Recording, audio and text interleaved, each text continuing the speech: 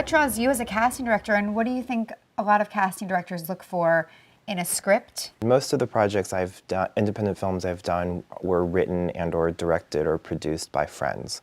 So I like working with my friends, who doesn't? Right.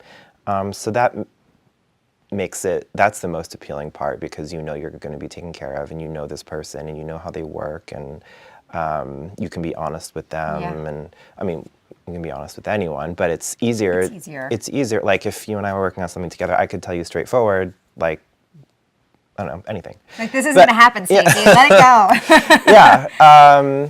So obviously working with people I know is the most appealing. Got it.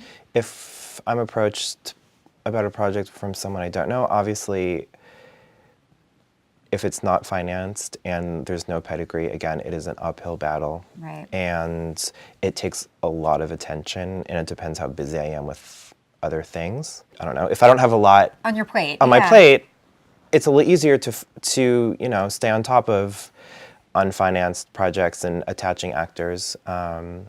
If there's financing and it's a real movie, then it's a little easier. And in that case, it's a little easier to get actors. It really depends on the script and whether or not it's going to be easy to sell, because, I mean, sell meaning like me selling it to agents. Right, because if a producer can't sell you and get you excited, how are you going to pick up the phone and get anyone else excited? Yeah.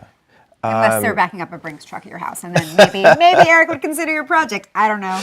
No, I mean, you know, it could be a $20 million movie with a terrible script, and no one's going to want to do it. Right. He won't be bought.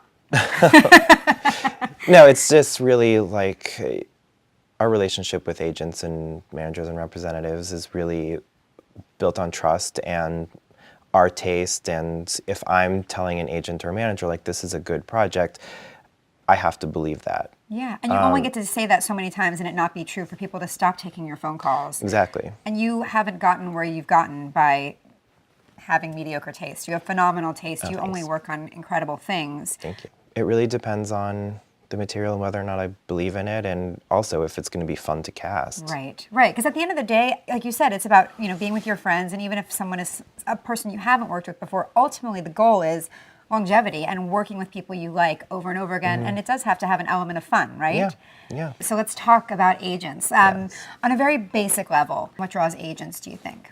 You know, the number one thing that's going to be attractive to agents is pedigree, obviously. If there's someone involved that is attractive to the actor or to the agent, and whether it be like a production company or the director or someone else attached. If there's no pedigree behind it, if there's nothing, you know, with precedence, it's going to be a little tougher to sell. Yeah, attachments. I would want it to be something that is attractive to an actor that's maybe something they haven't played before, or it's, you know, a role that's not very common or rare.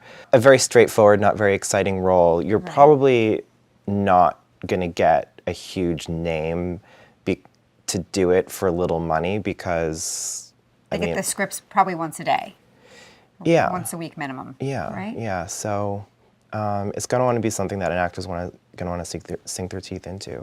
And then how do you get agents to get on your side? How do you engage an agent to, you know, cover a script? So at every major agency, once you take on a project, can you talk me through the coverage process and how that works a little bit? Yeah. So at the bigger agencies, hopefully you can get a covering agent who is going to cover the project, which means they're the one person you go to for everything. Instead of like... Instead of calling 50 agents for 50 actors, you call one agent at WME and they give you the answer for everyone. Exactly.